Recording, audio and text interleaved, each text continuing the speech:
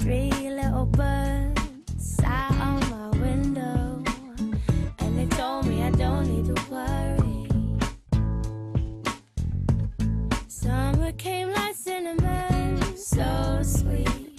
Little girls double dutch on the concrete. Maybe sometimes we got it wrong, but it's alright. The more things seem to change, the more they stay the same. Dans cette maison, loin du tumulte, je me suis posé pour faire ce que j'aime le plus au monde, des rencontres. Pour découvrir des itinéraires inspirants, Il y a une angoisse qui se crée. Mettre les chaussettes, par exemple. Les remettre, les enlever, les remettre, les enlever, les remettre, les enlever. J'en ai honte et je me crois fou. C'est toute une série de comportements et de répétitions qui ne disaient pas leur nom, mais top. Face à cette saloperie, on peut s'en sortir. mais aussi pour mieux comprendre ces parcours de vie hors du commun, grâce à celles et ceux qui ont aidé mon invité à franchir les obstacles et grandir. C'est quelqu'un qui a beaucoup d'empathie, très modeste et c'est quelqu'un qu'on aime de suite, hein, Joël. Une occasion pour chacun d'entre nous de partager mille et une vies.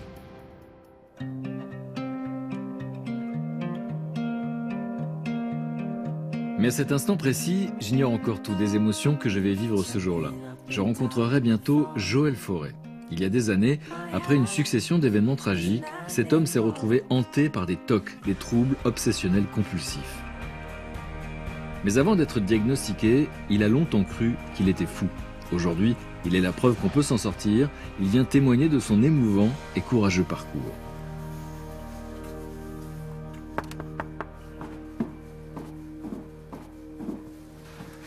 Bonjour Joël. Bonjour Frédéric.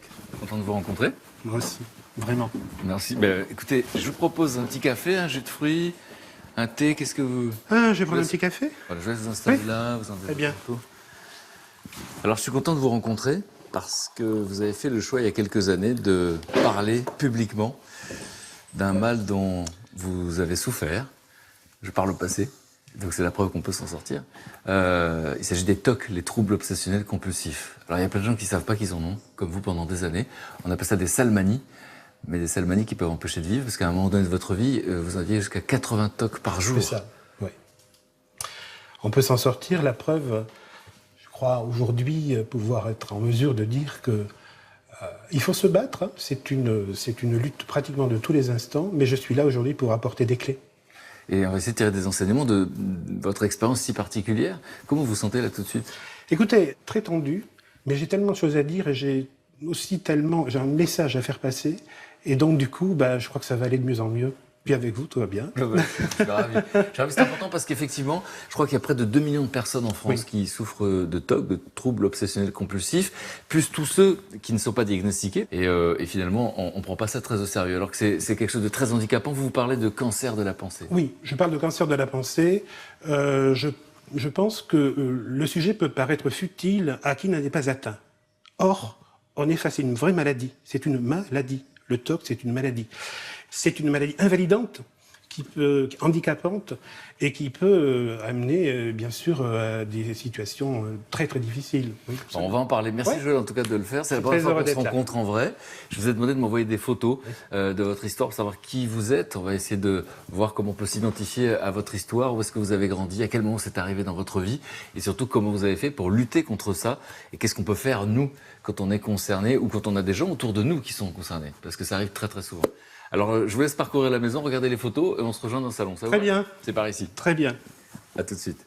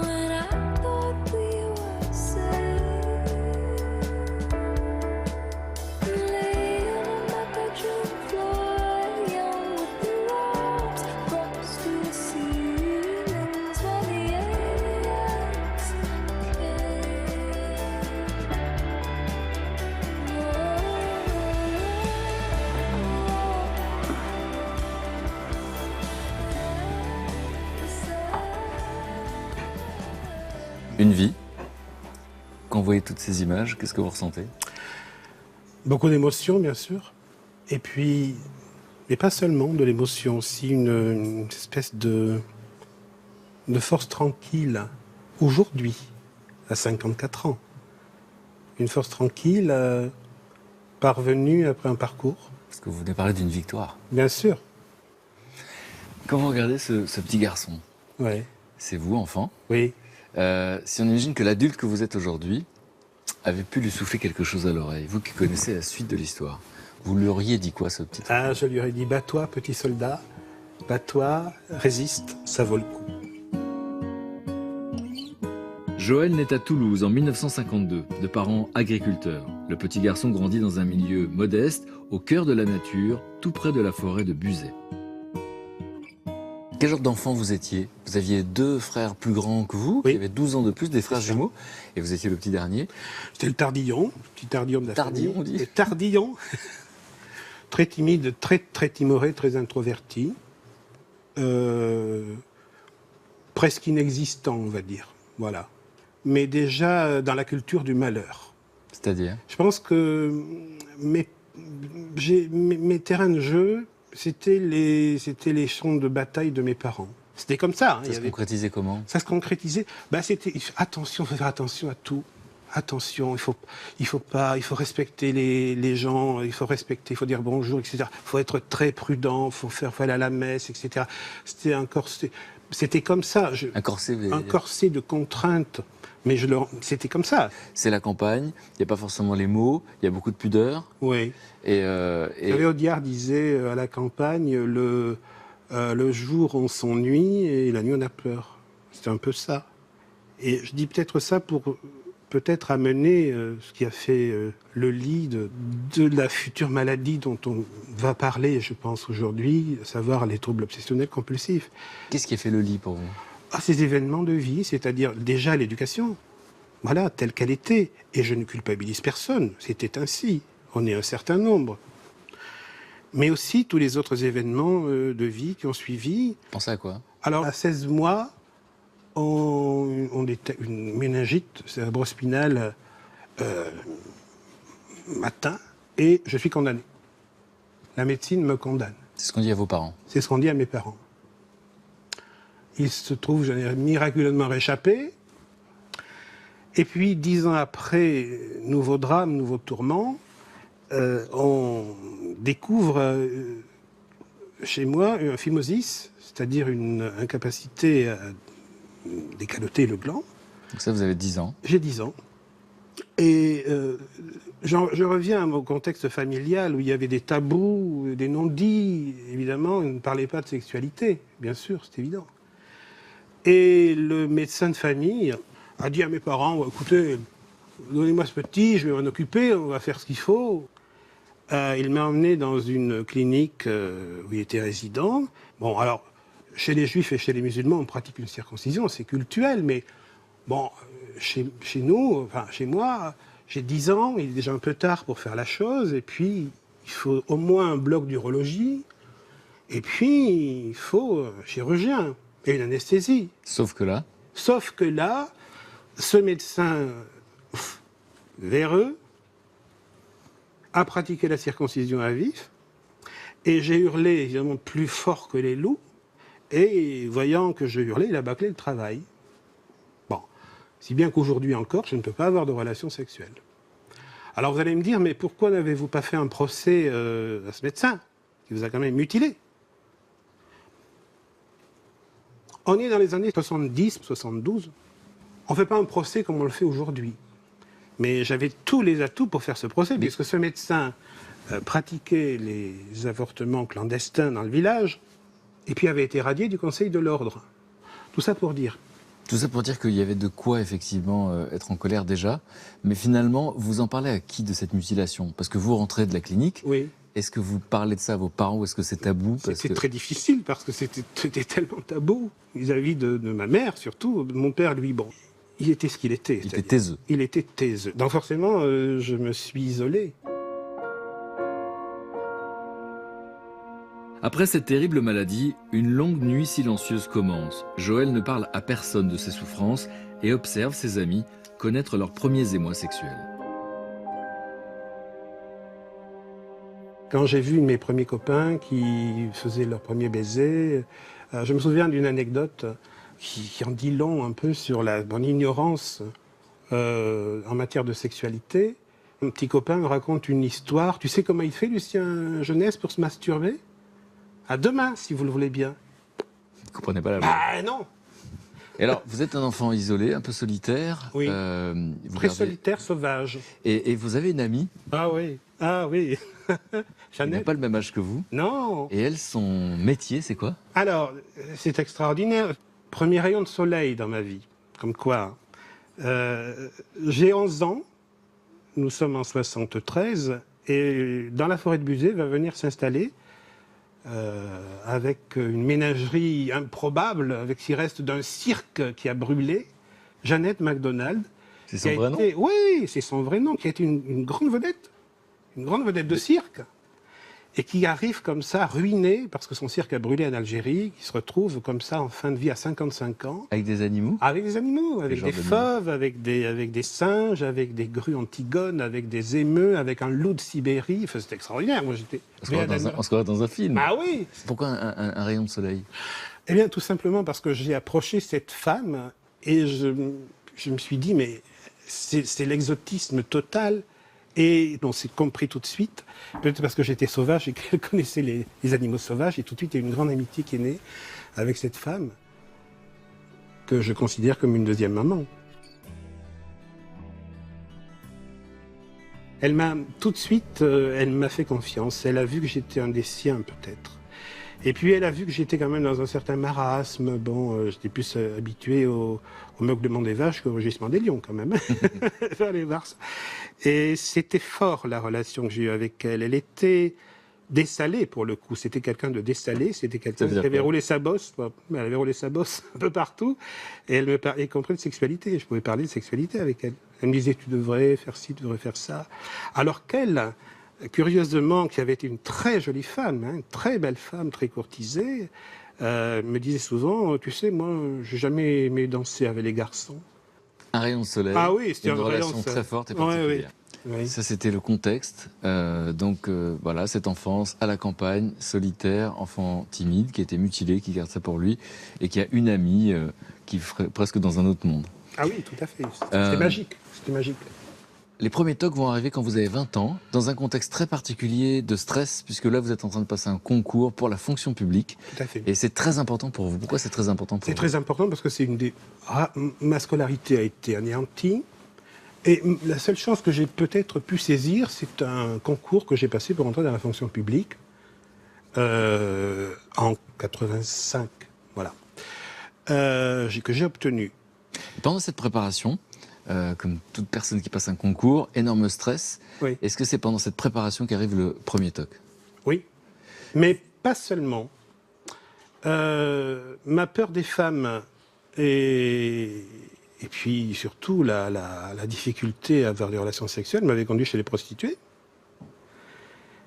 Et j'étais persuadé d'avoir attrapé le sida. Ni plus ni moins. Par rapport au sida, on avait dit tout et n'importe quoi, y compris qu'on pouvait l'attraper par les postillons et par la salive. Ça, c'est une phrase que vous allez entendre. Et qui va provoquer quoi? Et qui va provoquer un crachat. Une fois. Puis une autre fois. Et une troisième fois. Et dans votre cas, le fait de cracher, quel est le rapport avec le sida, justement? Alors le fait de cracher, c'est éventuellement de neutraliser l'angoisse, éventuellement de neutraliser le virus qui s'est forcément mis dans la bouche. Ce que j'ignorais à l'époque, c'est que ce premier acte inaugurait toute une série de comportements et de répétitions qui ne disaient pas leur nom, les tocs.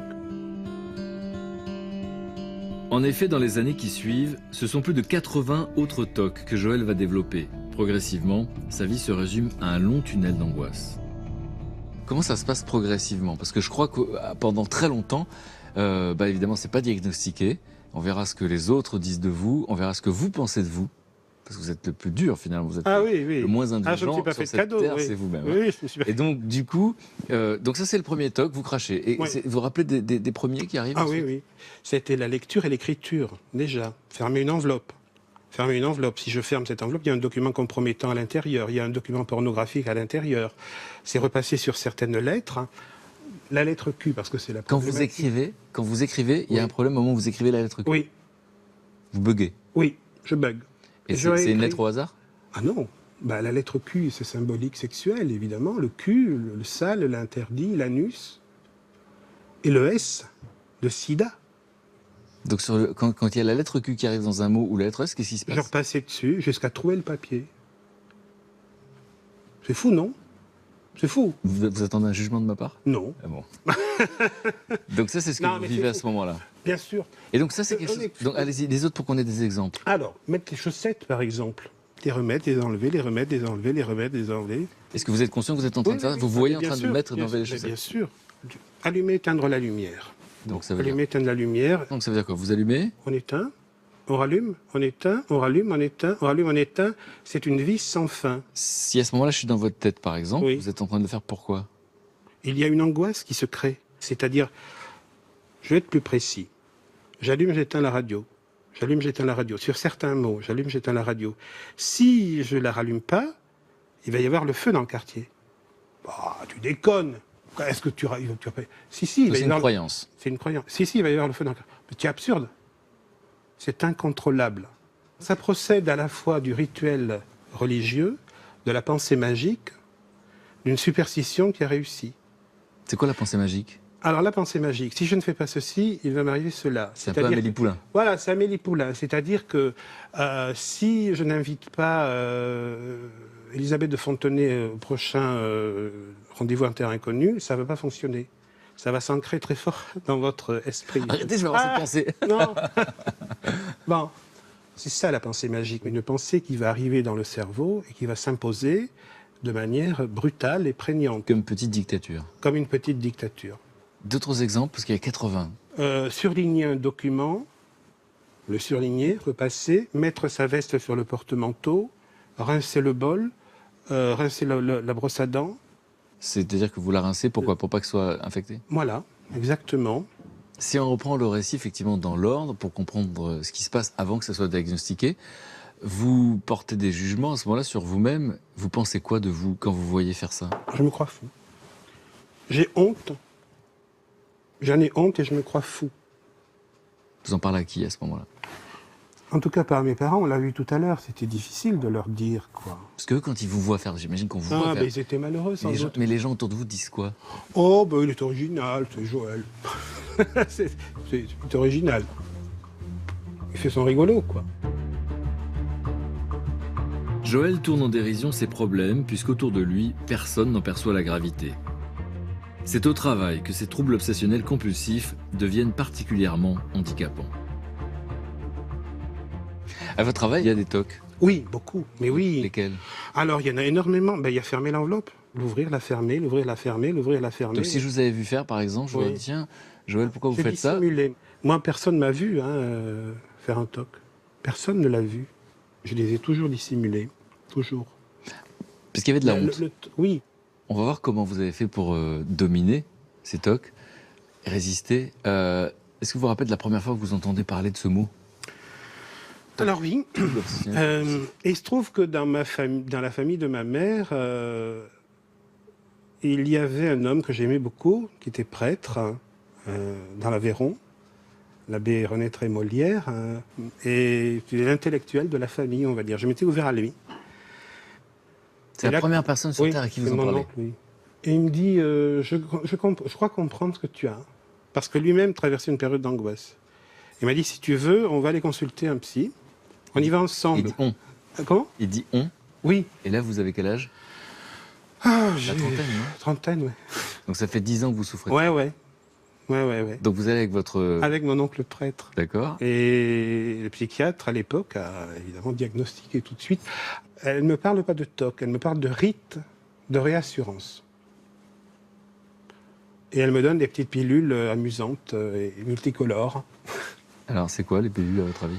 C'est un antidépresseur qu'on donnait à l'époque, des antidépresseurs qu'on donne aujourd'hui encore, pour ce qui est de la pathologie TOC. Quand vous êtes en face de cette femme, qui va mettre des mots, on verra Oui. si ce sont les bons, vous vous dites quoi dans votre tête à ce moment-là? C'est quand même, entre guillemets, c'est rassurant quand même de se dire qu'on fait partie d'un lot, on va C'est dire. identifié. C'est identifié. Voilà. Et c'est elle qui va vous conseiller de faire une thérapie comportementale et cognitive? Alors, non. À l'époque, les thérapies comportementales et cognitives n'étaient pas aussi courues qu'elles le sont aujourd'hui. Et puis surtout parce que j'avais une fierté et je me voyais mal réapprendre comme un petit chien savant à lire et à écrire. Il aurait fallu que je réapprenne à lire et à écrire et à fermer les emplois. Je me voyais mal faire ça avec un thérapeute. C'est ce qu'il faut faire aujourd'hui. Hein. Bien sûr, c'est la voie royale de la guérison aujourd'hui. C'est accepter C'est accepter. Et puis et accepter l'aide. accepter l'aide d'un thérapeute et avoir confiance en lui. Ça, c'est un des enseignements de votre histoire. Bien sûr. Donc à ce moment-là, vous n'avez pas envie d'être vulnérable face à quelqu'un, vous n'avez Non. pas envie Non. d'être en position de faiblesse et vous n'avez pas envie de réapprendre des choses qui paraissent ordinaires. Oui. Et donc du coup, qu'est-ce qui va se passer dans votre vie? Alors, ce qui va se passer surtout, c'est que je vais faire un coming out en 94. Vous décidez pour la première fois de parler publiquement Oui, de ça. de me médiatiser. Oui. C'était en novembre 94, je me souviens très bien. C'était ça ou c'était disparaître. Parce que la vie n'est plus tolérable. Et donc j'ai contacté le journal local, la Dépêche du Midi, et l'émission de 37.5 le soir. C'est une des premières émissions médicales, en deuxième partie de soirée, animée par Anne Barrère. Et la thématique, c'était les TOC et les phobies. Ils m'ont proposé un reportage. Ils sont venus me filmer à la maison, 4 heures de tournage, comme d'habitude, pour 3 minutes de concentré, quoi. Et c'était un des premiers sujets sur le TOC. Qu'est-ce que ça va changer pour vous, cette apparition publique? Le fait de montrer quelque chose dont vous aviez honte? Avec le recul, je me dis qu'on a quand même débroussaillé le terrain et qu'on a quand même permis à beaucoup de personnes de se retrouver, puisque grâce à l'association dont je m'occupe aujourd'hui, l'AFTOC, qui regroupe toutes les personnes souffrant de troubles obsessionnels compulsifs, qui est née à ce moment-là, on a brisé le mur du silence, si vous voulez. Et vous, dans votre vie personnelle, le lendemain, vous retournez travailler, qu'est-ce qui se passe? Le lendemain, je suis revenu travailler et j'ai assumé. Il faut assumer. Ah, c'est une autre chose, mais j'ai assumé.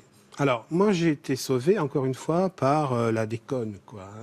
Mais je dois dire que j'ai forcé le respect très vite. Mes collègues ont tout de suite vu que je ne présentais pas de signe de dangerosité, je n'étais pas un multirécidiviste, j'étais quelqu'un de plutôt sympathique, voilà. Mais du coup, les gens savaient que vous aviez du mal à fermer les enveloppes, oui. et donc ça veut dire que vous pouviez le faire devant les autres? Non. Vous continuiez de le cacher? Ah oui. Et ensuite, est-ce que Non, les hélas. TOC vont se réduire ou pas du tout? Non, hélas. Non, connaître les problèmes ne les résout pas. Et qu'est-ce que c'est la principale souffrance d'ailleurs? Parce qu'on dit 80 TOC, on imagine que ça prend du temps, que ça isole, parce Oui. qu'on en a honte, donc on se cache finalement. Oui. Mais c'est quoi finalement la C'est principale une souffrance psychique. Alors j'ai essayé. C'est quoi le plus dur en fait? J'ai essayé d'imager ce qu'était une angoisse.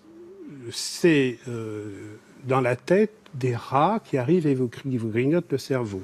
C'est un individu devant un précipice avec un Indien de chaque côté avec une flèche devant derrière. C'est ça l'angoisse. Mhm. Avant de savoir comment vous avez fait, effectivement, comment les professionnels font pour aider quelqu'un qui est dans votre situation, je voudrais qu'on regarde des images ensemble. C'est un des reportages que vous avez accepté de faire. Et donc, ce qu'on va voir là n'existe plus dans votre vie. Non. Et vous Mais allez- je n'ai pas. et vous allez Je n'ai dire ce plus que- honte de les montrer. Voilà. C'est-à-dire que ça a existé. Je ne le renie pas. Ce sont des images qui nous permettent de mieux comprendre, en fait, ce que vous avez traversé. C'est Mhm. pas juste un récit de quelqu'un qui s'en est sorti, c'est quelqu'un qui a traversé ça pendant 30 ans. Oui. Joël souffre de troubles obsessionnels compulsifs. Il lui faudra entre 5 et 10 minutes pour enfiler sa paire de chaussettes. Chaque jour, il met plus de 3 quarts d'heure pour s'habiller et procéder à une toilette rapide. Laver son verre et sa brosse à dents peut durer plus de 20 minutes.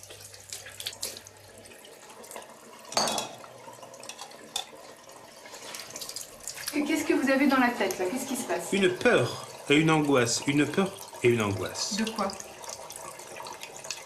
En premier lieu, de la contamination. Et là, ça vous fait du bien de laver comme ça? Ça me fait du bien sûr, mais ça ne fait que déplacer l'angoisse, puisque je vais aller accomplir une autre action, et cette action va aussi être entachée par un autre toc. Donc ça n'en finit pas. J'essaie de poser la serviette de façon qu'elle soit symétrique. Et qu'est-ce que vous ressentez là? Une angoisse.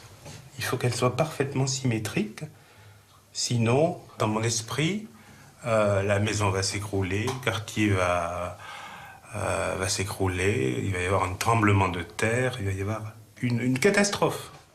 Qu'est-ce que vous ressentez quand vous voyez ces images du passé?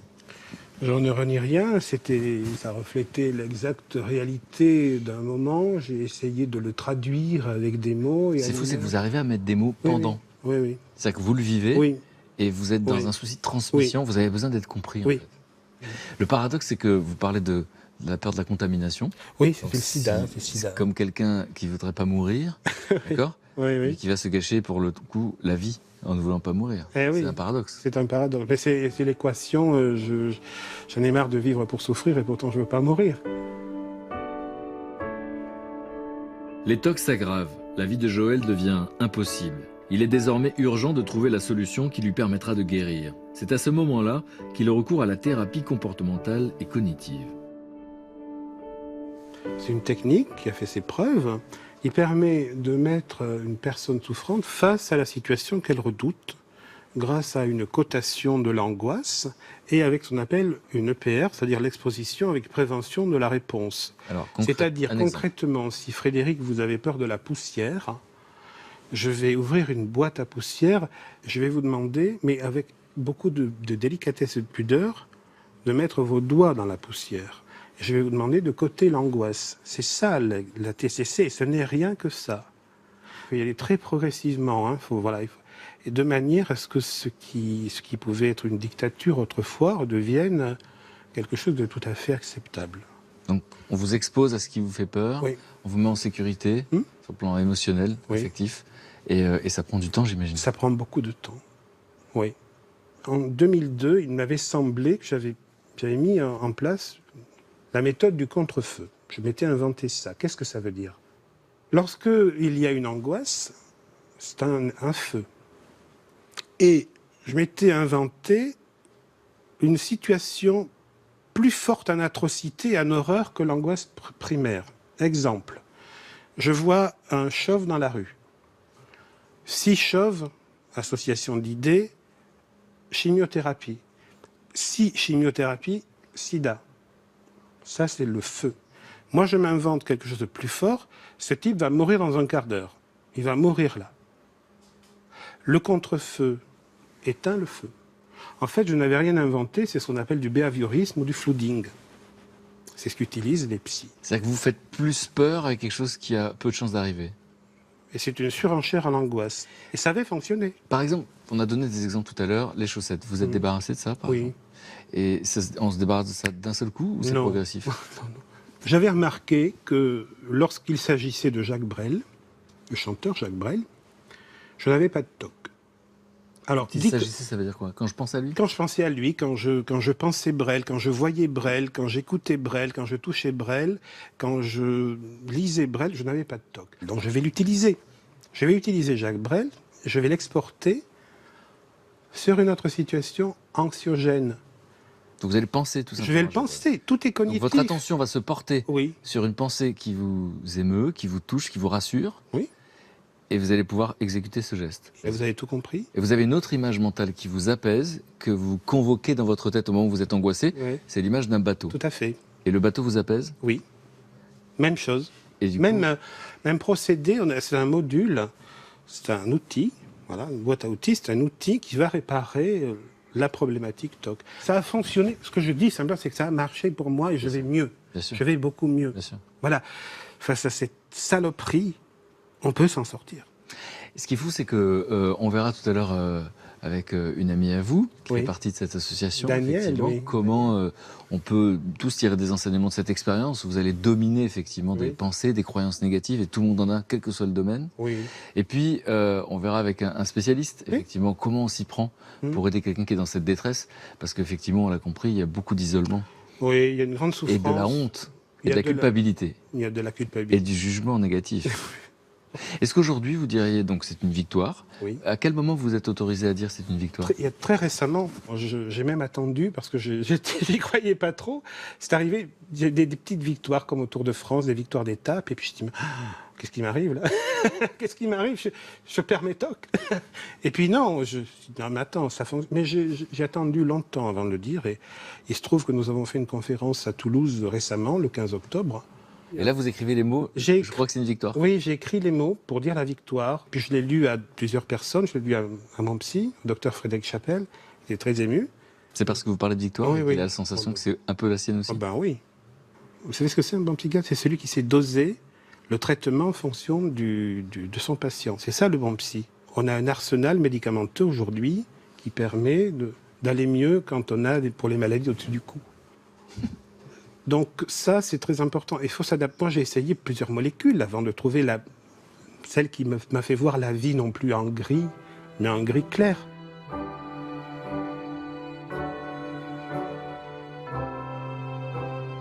Est-ce que vous avez la sensation, du coup, que votre regard sur le monde a changé? Oui. Ah oui.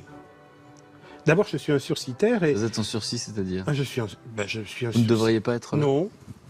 Je suis un sursitaire heureux parce que vivre est devenu un jeu de société amusant. Aujourd'hui, vous êtes capable de faire des choses que vous ne pouviez pas faire avant. Par exemple, parler dans une conférence en public, être donc sous le regard et le Oui, jugement oui. des autres. Oui, c'est fou. Moi, j'ai demandé, par exemple, à cette conférence, là, dernièrement, ce que le médecin du travail, mon médecin du travail, intervienne. Je tenais absolument à ce qu'on dise au cours de cette conférence que malgré les tocs, on peut travailler. C'est primordial. C'est primordial. Et elle est intervenue. Elle a été remarquable. Et à la fin, elle est venue me voir et elle m'a dit, vous savez, pourtant, je suis très timide et je n'ai jamais pris la parole en public. On est tous, nous, en tant qu'individus, carcasse, on a tous des forces insoupçonnées. Il suffit parfois, encore une fois, d'ouvrir les bons tiroirs. Et puis surtout, n'ayez pas honte et dites-le. Et ça ne va pas vous desservir aujourd'hui. Le monde a changé vis-à-vis des maladies psychiques. Toutes les maladies psychiques, y compris les psychoses sévères. Le monde a changé. Est-ce qu'il y a des choses que vous n'avez pas encore eu le temps de faire parce que vous étiez handicapé par ça? Oui. Que vous avez envie de faire aujourd'hui, Oui, plein. par exemple? Moi, je suis artiste, quoi. Moi, j'ai écrit beaucoup. J'ai écrit à compte d'auteur et à compte d'éditeur aussi. Le fait papa. d'écrire, ça aide à Oui. supporter tout Ah ça? ben, ça m'a... On peut parler de catharsis aussi, de purgation. Moi, j'ai beaucoup écrit, ça m'a aidé. Et là, je voudrais encore écrire beaucoup et puis faire plein de choses, monter sur scène. Pour raconter, par exemple? Oui, monter sur scène, faire plein de choses, quoi. En tout cas, vous exposer, après vous être caché pendant je veux longtemps. éclater, mais tout en restant, on va dire, fréquentable. Est-ce que vous avez connu l'amour? Très bonne question. Oui, j'ai eu de très belles aventures. J'ai eu dans mes bras de très jolies femmes qui n'ont pas regardé que la protubérance n'était pas fonctionnelle. Il y a des femmes qui aiment la tendresse. Et j'ai eu de très belles histoires d'amour. Même si aujourd'hui, parce que mon combat a été solitaire, je suis seul, mais je reste en réserve d'amour de la République, quoi. Donc, J'aime bien votre sens de la formule. Bon, je vais chercher votre ami Daniel, ok. et puis ce spécialiste des TOC, pour comprendre effectivement ce qui se passe et quels enseignements on peut tirer effectivement de votre histoire si particulière. D'accord? À tout de suite. À tout de suite. Cela paraît presque facile lorsqu'on écoute Joël parler. Il a la pudeur de ne pas dire la difficulté de sa reconstruction. Pourtant, une question nous préoccupe tous, comment a-t-il fait? C'est pour tenter de répondre à cette question que j'ai voulu aujourd'hui écouter une amie de Joël et un spécialiste des troubles obsessionnels compulsifs, afin de mieux comprendre comment chacun d'entre nous peut tirer des enseignements de l'expérience si particulière de mon invité. Quand quelqu'un dit qu'il a des TOC, de suite il devient un TOC. une personne peut évoluer dans la vie et être étiquetée comme ça peut être dangereux. Une compulsion, plus on la fait, plus on aura besoin de la faire. Donc il va falloir en fait la faire moins. Ça peut paraître bêta comme ça. Plus vous ferez de compulsion, plus vous aggravez, moins vous en faites, plus vous allez vers la guérison. Merci d'être là, à tous les deux. C'est vrai que je viens de passer un long moment avec Joël, qui a été un des premiers en France à parler publiquement de ce dont il avait le plus honte, puisqu'il a souffert en silence pendant 10 ans. Et au fond, il a fait partie de ceux qui ont rendu le sujet un peu moins tabou. Donc il m'a raconté un petit peu ce qui s'est passé dans sa vie. Et puis ensuite, il a suivi une longue thérapie comportementale et cognitive. Et donc, vous allez nous raconter ce que ça veut dire exactement, comment on peut aborder ce genre de situation, aider ce genre de personnes, puisque vous êtes spécialiste, vous êtes responsable d'un service au CHU Mont d'Or, à Créteil. Et vous connaissez bien la question des troubles obsessionnels compulsifs. Oui, c'est un peu une de mes spécialités depuis un certain temps. Depuis notamment qu'on s'est aperçu qu'il y avait beaucoup de choses à faire pour les personnes qui souffrent de... Ça, c'est la bonne nouvelle. C'est qu'il y a des choses à faire. Et on dit qu'il y a presque 2 millions de personnes dans ce pays qui en souffrent. Oui, alors avec des degrés variables. On a des personnes ont des TOC, entre guillemets, légers, et puis d'autres plus sévères qui peuvent être parfois très, très invalidants, très handicapants au quotidien. Donc c'est plutôt ce qu'on fait à l'hôpital, les personnes les plus handicapées. Mais par ailleurs, d'autres personnes peuvent être suivies en ville de manière plus facile. Et puis il y a ceux qui n'ont pas été diagnostiqués, qui nous en parlent à personne. Et Joël a beaucoup parlé de cette particularité, c'est que c'est finalement un handicap qui est invisible, dont on n'ose pas parler, qui n'est pas pris au sérieux par l'entourage. On pense que ce sont des tics, des salmanies. Allez, il suffit de te bouger un petit peu, etc. Donc il y a un décalage très très fort entre la détresse, la solitude et finalement la gravité de la situation. Et la honte, souvent. Il y a aussi cette idée que c'est trop bizarre, que personne n'a ça et qu'il ne faut pas en parler parce qu'on va passer pour un fou. Enfin, c'était ça il y a quelques années, peut-être moins maintenant. Bah, en tout cas, c'était il y a quelques années, c'est ce que Joël a ressenti. Et alors, Joël, vous teniez à me présenter Daniel. Alors, je vous présente quelqu'un que j'aime beaucoup. Frédéric, c'est Daniel. Depuis 15 ans maintenant, nous faisons les groupes de parole à Toulouse.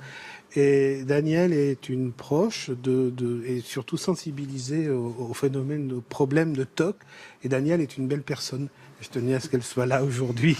Alors, Daniel, vous êtes à la retraite, vous étiez ingénieur au CNRS. Oui. Vous n'êtes pas concerné directement par les TOC, mais quelqu'un de proche. Voilà. Et vous avez fait une démarche très particulière, et on verra effectivement avec le professeur pourquoi c'est quelque chose qui doit être encouragé ou pas. En tout cas, c'est que plutôt que d'être impuissante face à cette situation de quelqu'un de proche, vous avez dit il faut que je connaisse, il faut que je comprenne. Et vous vous êtes approché d'une association jusqu'à en devenir membre, et finalement vous animez ces groupes de parole. Voilà. Bon, c'est un peu aussi mon tempérament, tout ce qui est associatif m'intéresse, mais sur les TOC plus particulièrement parce que dès qu'on essaie de s'intéresser à la chose, on comprend la souffrance des gens, les difficultés aussi, et la solitude, je pense que tu en as un peu Bien parlé, sûr. Oui, la solitude, donc ces groupes de parole, ça m'a interpellée. Au début, je suis allée voir... c'était Joël, c'est là que je l'ai connu, avec une autre personne de l'AFTOC qui animait. Donc cette association spécialisée, c'est une association qui regroupe finalement quoi? Alors, c'est des patients et des proches de gens qui ont des troubles obsessionnels compulsifs. Association française de personnes atteintes de troubles obsessionnels compulsifs. Et donc vous arrivez avec quelles attentes? C'est connaître mieux la situation, connaître mieux la souffrance de cette personne qui est proche de vous. Voilà. Et vous rencontrez donc Joël. Est-ce que vous vous rappelez de vos premières sensations?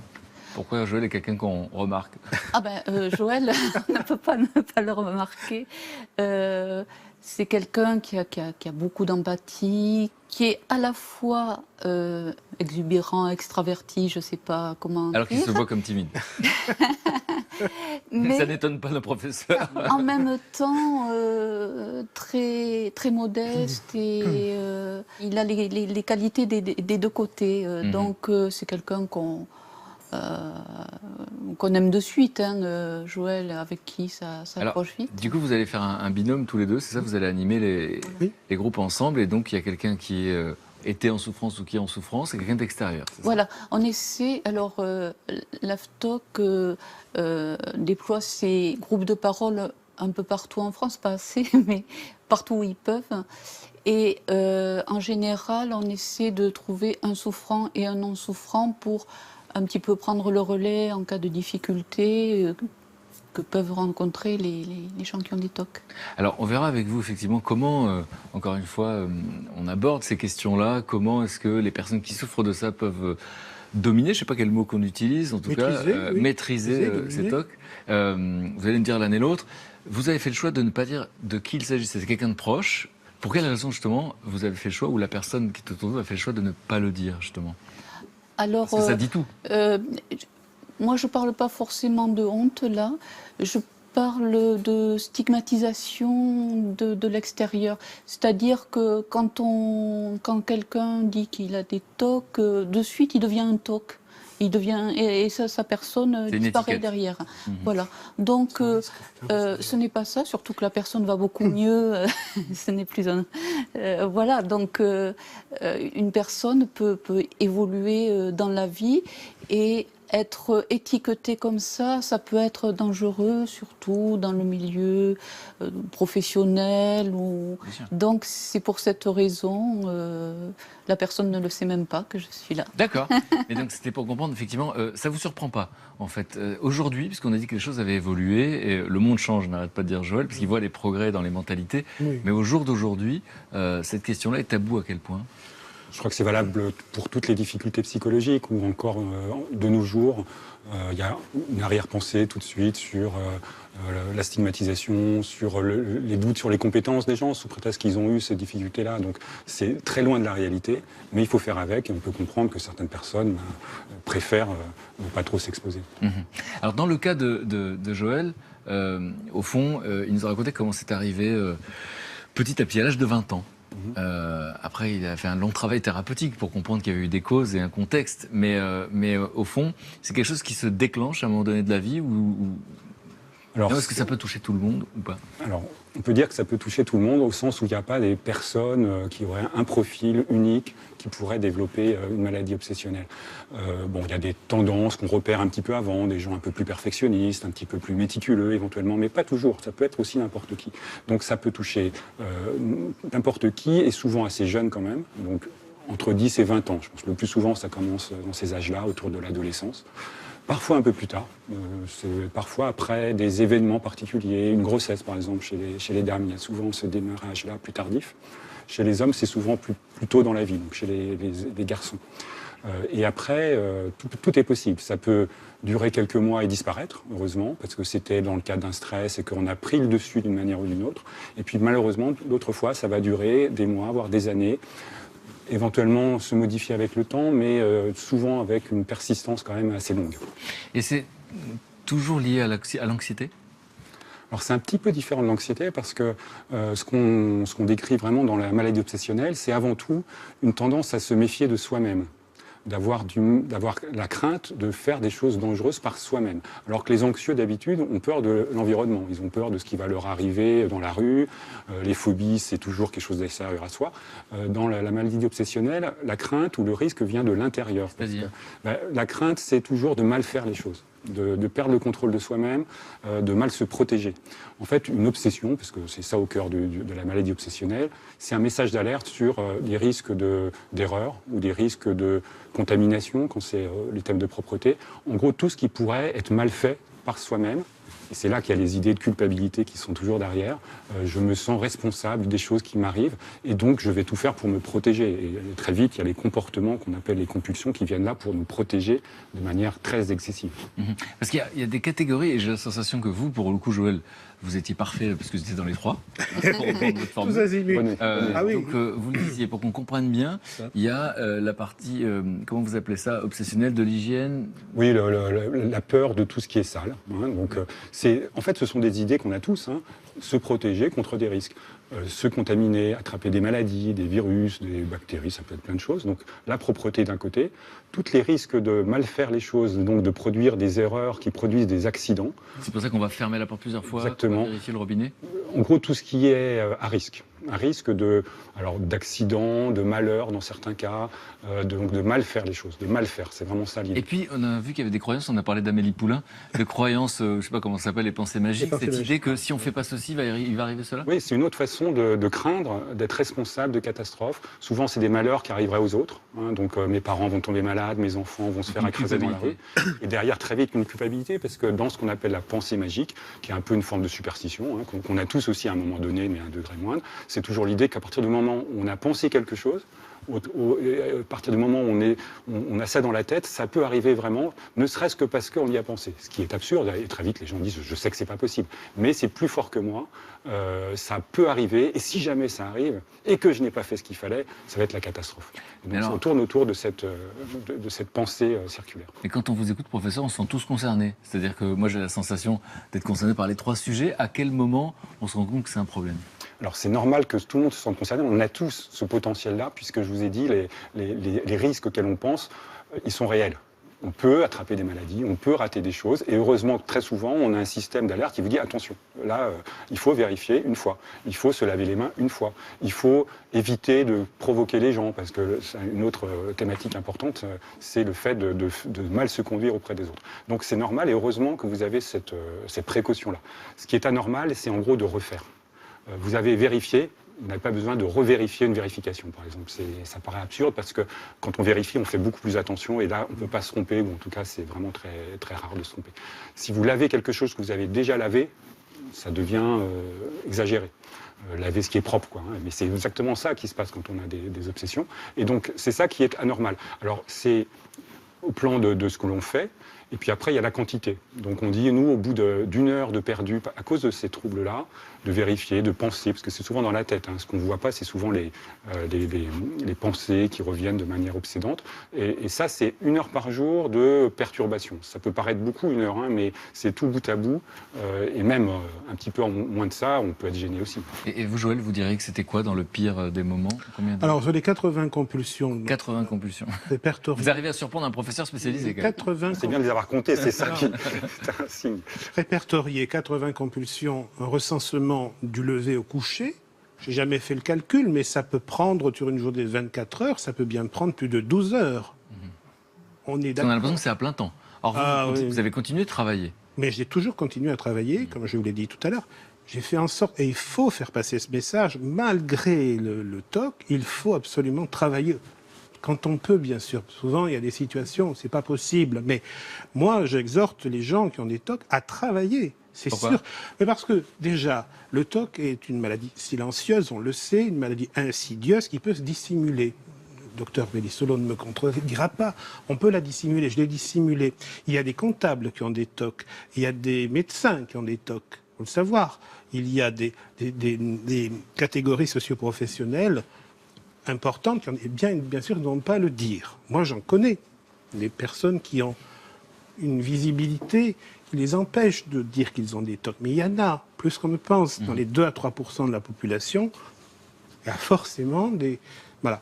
C'est important pour vous de rester, de rester dans son travail, d'avoir une vie sociale. C'est évident. Et du coup, maintenant qu'on a compris un petit peu la place que ça pouvait prendre, que effectivement ça ressemble à des choses qu'on a déjà, mais que ça peut être plus inquiétant quand ça prend beaucoup de place, que c'est invalidant, le conseil que vous donnez, c'est quoi ? C'est qu'on ne reste pas tout seul avec ça, qu'on ne reste pas isolé, parce que comme on voit qu'il y a de la honte et qu'on cache les choses, le principal pas à franchir, c'est quoi ? C'est d'aller demander de l'aide ? Alors, demander de l'aide, ça va servir à se soigner, c'est évidemment essentiel. En parler à ses proches, c'est une façon de dédramatiser, parce que l'attitude qu'on va avoir positive, on va dire, autour de ça, est toujours préférable de ne pas se battre tout seul, hein, d'avoir une aide autour de soi. Donc, quand on peut le faire, on a une famille et on va en parler à ses proches. Mais sinon, l'essentiel, c'est évidemment d'aller voir un professionnel quand on sent que c'est nécessaire. Et heureusement, il y a des solutions tout à fait efficaces. Alors, les solutions, c'est quoi ? Aujourd'hui, on a un petit peu de recul sur ça. On sait ce qui fonctionne pour les gens qui souffrent de cette maladie, puisqu'il s'agit de maladie. Oui, tout à fait. On sait maintenant ce qui fonctionne bien. Pas chez tout le monde, malheureusement. Il y aura toujours des cas un peu plus difficiles, mais en majorité des cas, il y a 2 choses qui sont vraiment très bien codifiées, qu'on connaît, qui marchent. Ce sont des médicaments pour les personnes qui en ont besoin. C'est pas forcément nécessaire pour tout le monde, mais ça peut l'être. Quel genre de médicaments ? Alors, c'est une famille qui sont au sein des antidépresseurs, qu'on pourrait appeler en fait fait anti-obsessionnels, parce qu'ils ont vraiment ces effets-là, en plus d'agir contre la dépression. Mais la maladie obsessionnelle n'est pas une dépression, donc on peut aussi être efficace sans dépression. Donc c'est des médicaments qu'on connaît bien, qui sont faciles à prescrire par les spécialistes, donc c'est tout à fait faisable. Et puis la deuxième partie, c'est des thérapies, des psychothérapies.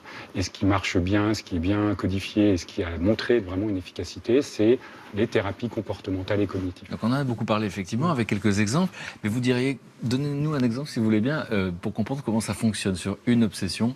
Voilà, je ne sais pas, sur les 80, ça vous de choisir. Un bol dans l'eau fait plouf. Moi, j'avais une problématique sur la lettre Q, puisque ça appelle au sale, à l'interdit, donc à la sexualité, d'accord.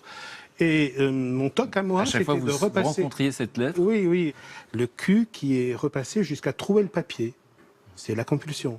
Donc ça vous empêchait de lire et d'écrire. Ah bah oui, ça freinait. Donc, cet exemple-là, par exemple, comment un professionnel va aborder ça, enfin, pour prendre cet exemple ou un autre, c'est vous qui choisissez, mais pour comprendre comment ça fonctionne. On va simplifier là, parce qu'on n'a pas le temps, mais évidemment, on fait d'abord une analyse un petit peu du déroulement et du contexte général. En gros, l'idée, c'est toujours qu'il va falloir changer un comportement qui est inutile, absurde et qui malheureusement aggrave les choses. Une compulsion, puisque c'est le terme, plus on la fait, plus on aura besoin de la faire. Donc il va falloir en fait la faire moins. Ça peut paraître bêta comme ça, mais c'est compliqué à appliquer, mais il faut le faire. Plus vous faites de compulsion, plus vous aggravez, moins vous en faites, plus vous allez vers la guérison. Donc on provoque la situation, une situation normale d'écrire, et on va réagir de manière normale aussi, c'est-à-dire qu'on n'a pas théoriquement besoin de repasser. Alors évidemment, dès qu'on se confronte à ça, il y a l'anxiété qui monte, il y a le stress, il va falloir lutter. Et nous, ce qu'on apprend aux personnes dans ces cas-là, c'est comment lutter. Comment lutter ? Pour ne pas passer à l'acte. C'est être à côté d'elle, tout simplement, souvent, parce que ça, il faut le faire, au général, vraiment souvent avec quelqu'un au départ. Ensemble au départ. Voilà, pour... en gros, mettre en place ce qu'on fait d'habitude quand on va mal, c'est-à-dire on en parle, on attend que ça se tasse, on va dire, hein, ça va de toute façon être régulé tout seul. Il n'y a pas de réalité de danger dans la pratique, dans ces cas-là, vous ne risquez rien. Donc vous attendez que ça passe. Ça peut paraître un petit peu simple, mais c'est très compliqué à faire quand on est tout seul. Le thérapeute va vous aider à le faire. Et après, vous avez très bien dit, ce sont des exercices en fait, ce sont donc des aspects très travaux pratiques. Donc on le fait au départ avec la personne dans le cabinet, et puis on va lui dire, vous allez essayer de recommencer chez vous. De manière progressive. La grande difficulté de ces thérapies, c'est qu'il faut aller étape par étape et qu'il ne faut pas, je dirais, brusquer les choses parce que sinon on se bloque. Donc le principe, c'est de ne pas fuir cette peur, mais de l'affronter. Alors oui, ou de la peur, je ne sais pas si on peut appeler ça de la peur hein, pour vous, c'est un malaise, c'est un mal-être qui est provoqué par un état d'alerte qui vous fait dire ça ne va pas, il faut faire autrement. Mais non, il va falloir faire normalement, comme vous feriez spontanément avec autre chose, s'empêcher de faire quelque chose qui est nuisible et dont on sait que c'est nuisible. Donc en fait, toute la préparation avant, c'est d'expliquer pourquoi on le fait, comment on va faire autrement. C'est des choses qui peuvent paraître simples. Hein. La méthode, c'est simple, c'est s'exposer et se retenir de faire la compulsion, mais de manière accompagnée pour que ça soit vivable. Hein, donc c'est simple à raconter, mais c'est pas simple à faire. Non, pas vraiment. Et donc Joël parlait de quelque chose de très particulier, et il s'agit sans doute des charges émotionnelles en jeu, c'est-à-dire qu'au fond, à chaque fois qu'il était confronté à quelque chose qui l'angoissait, il se mettait à penser ou à écouter Jacques Brel, parce que Jacques Brel était une charge émotionnelle positive pour lui. Donc est-ce que vous pouvez nous expliquer ce que c'est ce phénomène ? C'est de porter son attention sur quelque chose finalement qui nous réconforte plutôt que quelque chose qui nous angoisse ? Oui, alors c'est plus que l'attention, je pense que c'est occuper son esprit. Quand vous avez une mauvaise pensée, parce que souvent c'est décrit comme ça, ou quelque chose qui vous dérange, soit vous essayez de vous convaincre que c'est pas vrai, qu'il n'y a pas de problème, d'habitude ça marche, parce que c'est des choses assez simples. Là, il y a sûrement, je dirais, une tension nerveuse qui est très très forte autour de ça, donc on se dit, je préfère mettre ça à la poubelle, enfin mettre ça ailleurs, ce qu'on appelle en fait annuler la pensée. S'empêcher de penser, en fait, c'est un peu violent, mais c'est un peu ça. Et donc on ne peut pas s'empêcher de penser, hein, même quand on dort, on pense. Et donc, on remplit l'espace avec de la musique, avec d'autres pensées qu'on va considérer comme positives. Et là, c'est purement personnel. C'est que vous avez associé Jacques Brel à quelque chose de positif. Moi, je connaissais une personne comme ça qui était contaminée par l'esprit d'Édith Piaf, qui ne pouvait pas penser à Édith Piaf. Quand on s'empêche de penser à quelque chose, on y pense, et c'est l'effet inverse, là, qui est dans le négatif. Et donc, on s'empêche de penser, on veut annuler des choses qu'on ne peut pas annuler, qu'il faut accepter. Et tout le problème de la thérapie, en fait, c'est d'accepter Tout est les dans le choses qui vous cognitif. viennent dans la tête, parce qu'elles ne sont pas dangereuses. Voilà, tout est dans le cognitif en fait. Hein. C'est une partie mentale qui est importante, mais il y a aussi les actes qui peuvent être faits à la place. D'autres personnes, dans ces cas-là, se mettent à se laver les mains. Pas du tout parce qu'elles pensent avoir les mains sales, mais parce que se laver les mains, c'est peut-être un peu symbolique, ça permet d'évacuer des choses et de ne plus penser les choses négatives. Et c'est le problème, c'est que c'est une illusion, parce qu'évidemment, les idées, elles sont toujours là. Donc tant qu'on ne les aura pas acceptées, d'avoir par exemple des mauvaises pensées de temps en temps, et de ne pas confondre les mauvaises pensées avec la réalité, c'est pas parce qu'on veut, par exemple, on aurait l'impression de vouloir du mal à quelqu'un qu'on va lui faire du mal. C'est pas parce que vous avez une image dans la tête que vous allez passer à l'acte. Enfin, toutes ces choses-là qui en fait paralysent quand on est vraiment au pied du problème, au pied de la lettre, comme on peut dire. Donc distinguer ses pensées de ce qu'on appelle la réalité. Exactement. Vous, Daniel, il y a 15 ans, vous êtes venu pour comprendre cette situation, pour pouvoir être... Votre démarche, parce que la question des proches, évidemment, se pose. Votre démarche, vous êtes venue toute seule, c'est spontané, c'est votre nature, de se dire, tiens, j'ai quelqu'un de proche qui souffre de ça, et je vais m'approcher de la situation pour mieux comprendre, pour entrer dans son monde. Voilà, puis dès qu'on va en groupe de parole, on comprend ce qui se passe. Qu'est-ce que vous avez compris? À l'intérieur, que les gens, alors, il y a plusieurs types de personnes, mais les gens qui viennent pour la première fois, par exemple, ils s'aperçoivent qu'ils ne sont pas tout seuls. Et ça, c'est énorme dans un groupe de parole, de trouver la compréhension, l'écoute d'autres personnes. Il y a des échanges dans ces groupes de parole, des échanges très intéressants de techniques, de médicaments, de choses comme ça. C'est vrai. D'amitié. D'amitié Il y a de la aussi, chaleur. oui. C'est la fin de l'isolement. Oui, c'est ça. Et on est compris. On est compris. Et ça, être compris, c'est un des principaux problèmes. Un des problèmes, c'est peut-être pas le seul, mais c'est quand même l'idée, très bien dit, de se dire, il n'y a pas qu'à moi que ça arrive, et c'est déjà un petit peu rassurant, parce que si d'autres l'affrontent, on va peut-être trouver des solutions ensemble. Et puis il y a aussi souvent la question de comment agir avec ses proches. Peut-être que vous en avez déjà parlé. C'est ça que je vous les parents ou le conjoint ne sait pas comment faire. Et je vous ai demandé, vous avez invité, je suis ravi que vous ayez accepté l'invitation, parce que c'est ça la question de fond. J'attends que vous répondiez. Je voulais juste préciser quelque chose. Nos groupes ne sont pas à but thérapeutique. On ne fait pas de thérapie dans les groupes. C'est de l'entraide, des échanges, solidarité. de la solidarité. Ça a son importance. Voilà, Bien c'est sûr. autre chose, mais ça accompagne tout ce qui peut se passer. L'histoire n'est pas le même chez un psychiatre et entre patients. On va utiliser d'autres phrases, d'autres codes. Voilà. Et peut-être quelqu'un qui ne va pas avoir verbaliser chez un psychiatre, on va le faire ici, entre patients. Voilà, c'est important. Non, mais j'ai compris que vous sortiez de l'isolement et surtout vous n'êtes pas jugé par quelqu'un qui vit la même chose. Oui, il n'y a aucun jugement et ça c'est... Et puis les conseils qui viennent d'autres personnes sont souvent mieux entendus que ceux des professionnels, parce que c'est complémentaire, mais nous on voit beaucoup de gens qui viennent après avoir eu comme ça des informations par les associations qui nous disent « Ah ben j'ai compris parce que quelqu'un est passé par là ». Les proches, donc c'est vraiment la question, c'est-à-dire au fond si on a un ami, quelqu'un de la famille, son propre enfant, dont on se dit « Tiens, là je vois très bien de quoi on parle », mais cette personne ne s'en rend pas compte, va le dissimuler, etc. Comment aborder sans brusquer? Comment être dans l'aide, en fait? L'attitude, on va dire, raisonnable, qu'il faut essayer d'atteindre, c'est jamais simple, c'est de trouver un juste milieu entre ne pas rejeter la personne, se moquer d'elle évidemment, considérer que tout ça ne sert à rien, et donc il faut l'empêcher juste d'avoir son trouble, ce qui ne suffit pas malheureusement, mais c'est peut-être quand même le bon objectif, c'est de faire les choses normalement. Et à l'inverse, l'autre extrême qui serait de dire je vais faire les choses à sa place, puisqu'elle n'arrive pas à faire le ménage, elle n'arrive pas à prendre sa douche, enfin une douche, mais ça peut aller jusque-là, de laver la personne à sa place, pour comme ça elle ne soit pas angoissée. C'est souvent pour les enfants comme ça qu'on fait au départ. Et malheureusement ça, on sait que quand les rituels ou les compulsions sont faites par la personne elle-même ou une autre, ça ne fait qu'aggraver le trouble. Donc il faut trouver un juste milieu et surtout une espèce de concertation. On va mettre les choses sur la table, on va dire la prochaine fois que ça arrive, je vais être là pour t'aider à ne pas aller trop loin dans par exemple la durée de la douche ou la durée du rangement, mais je ne vais pas non plus t'engueuler et faire en sorte que tu te sentes coupable, parce que ça ne sert à rien. Ils sont déjà coupables de toute façon au départ.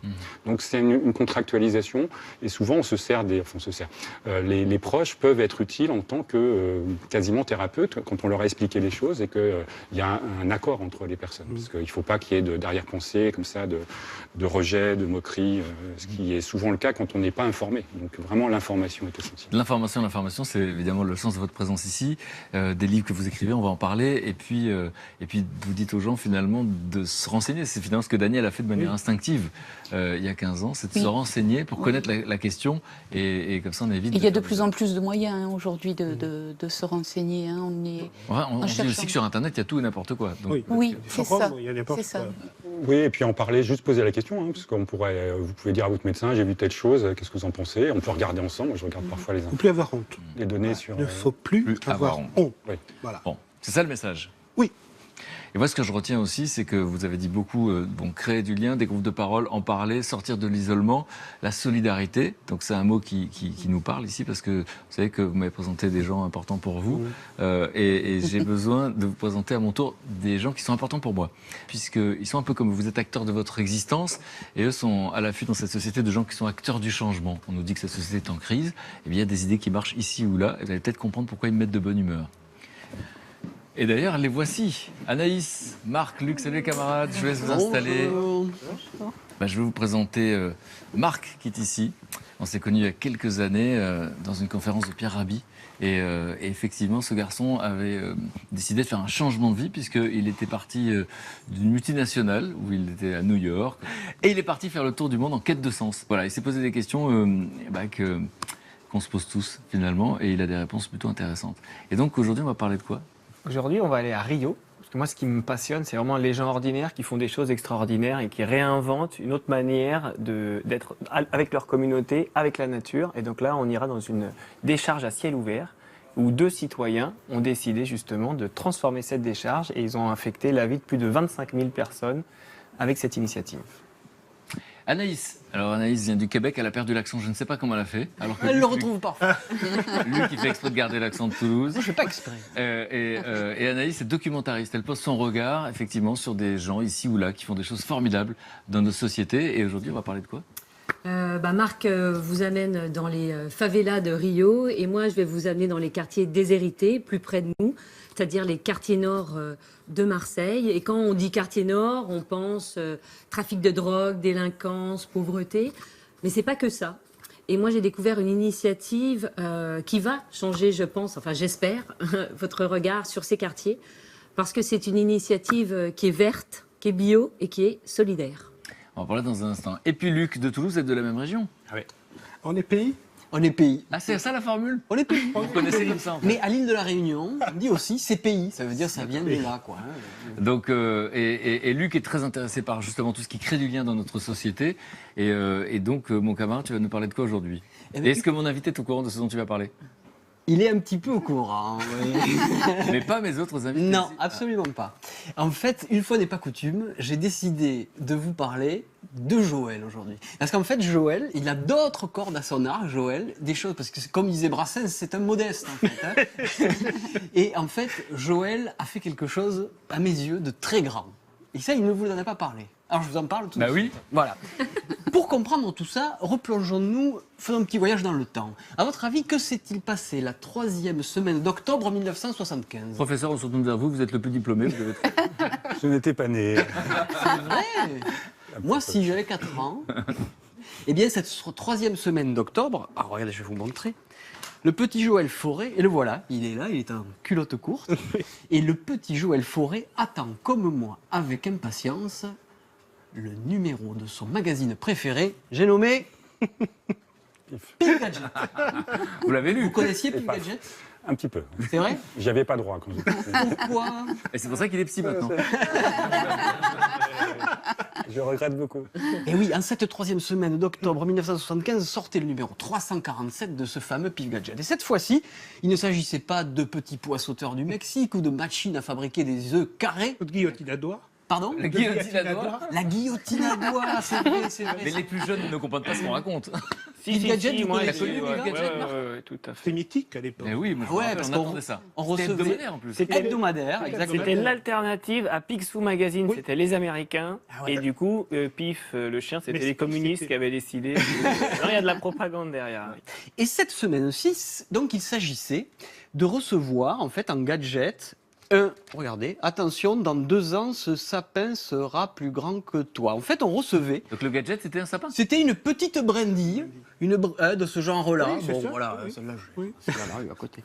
Mais c'était un épicéa du Grand Nord. Comment ça C'est pas la brindille de l'époque ? Mais non, mon ami, vous n'y êtes pas. Elle a grandi alors. Et alors voilà, le petit Joël Fauré, avec son papa, en fait, plantent en pot cette brindille. Et cette brindille grandit. Après, ils vont dans leur maison de famille de Buzet-sur-Tarn, si je ne m'abuse. Oui. Et cet arbre, eh bien, planté en famille, il va grandir, il va grandir. Et regardez, aujourd'hui, comme il est beau. C'est celui-là, n'est-ce pas, Joël? Tout à fait. Voilà. Impressionnant. Combien il fait de mètres, Joël? Il fait 13 mètres. aujourd'hui. 13 mètres. Oui. Belle bête. Belle bête. Et là, on se demande qu'est-ce qu'il a fait à part le Et ben planter. là, Joël, bon, il pourrait s'arrêter là parce qu'il se dit, bon, ben, j'ai entretenu mon appel. Sauf que lui, c'est un pugnace, c'est un acharné. Il se dit, en cette période, quand ce Pif Gadget est sorti, il a été tiré à 360 000 exemplaires. Il se dit que ce que sont devenus les 350 009 autres enfants 199. qui ont eu le gadget. Est-ce qu'ils ont aussi, comme moi, planté le sapin? Alors, c'est une bonne question. Alors, je vais vous poser la question dans votre coin et vous vous dites, tiens, je voudrais savoir si d'autres ont fait comme moi ou si je suis le seul. Ouais, Alors, mais c'est ça c'était qui- une idée à la base qui pouvait paraître tout à fait futile. Bah si, Mais quand on parle de la pourquoi planète aujourd'hui, ça Ah devient oui, vital. eh oui, eh oui. Et donc, Et donc, vous avez lancé un appel sur Internet. tout à fait. Ni plus ni moins. Ni plus ni moins. Il Ouais. dit voilà, j'ai fait ça, est-ce que vous l'avez fait? Et petit à petit, il commence à recevoir des réponses. Et on lui envoie des photos de sapins. Alors ça, c'est Paul à Grandbois, il y a eu Jacqueline au Canville, enfin il y en a à peu près partout. Génial. Ça c'est Joël, hein. Regarde comme il est beau, C'est votre enlacé, plus belle photo. enlacé dans son sapin. Oui, oui. Voilà. Et donc aujourd'hui, combien de personnes ont répondu à l'appel du sapin? Alors, 300. 300 On en a retrouvé personnes. 300, on en a retrouvé en France, on en a retrouvé aux quatre coins de l'Hexagone. C'est une sorte de sapinerie du cœur, de la mémoire, une diaspora de sapins. On en a retrouvé en Tunisie, on en a retrouvé, et c'est génial, on en a retrouvé partout. Et cette petite idée, la futile, moi, j'étais ému. Ah, moi, je la trouve Parce que- magnifique. Il est magnifique, oui, oui. Il y en a partout, il y en a dans les Vosges. Et puis alors, ce qui m'a touché, c'est que les gens m'ont envoyé la photo de leur sapin avec des textes remarquables, très C'est-à-dire émouvants. Alors, il y a le sapin dans les Vosges où le chien de la famille a été enterré au pied du sapin. Ah oui. C'est des trucs, c'est dément, quoi. Bah, c'est-à-dire qu'il y a plein de symboliques là-dedans, mais je me retourne vers le psychiatre, figurez-vous. L'être humain d'abord et le psychiatre après. Mais juste pourquoi? Parce que je vois que vous êtes estomaqué, vous avez un lever de Oui, sourcil c'est très beau. spectaculaire. Merci. Qu'est-ce qui vous plaît? Il y a les copains d'avant et vous avez fait les sapins d'avant. Ouais.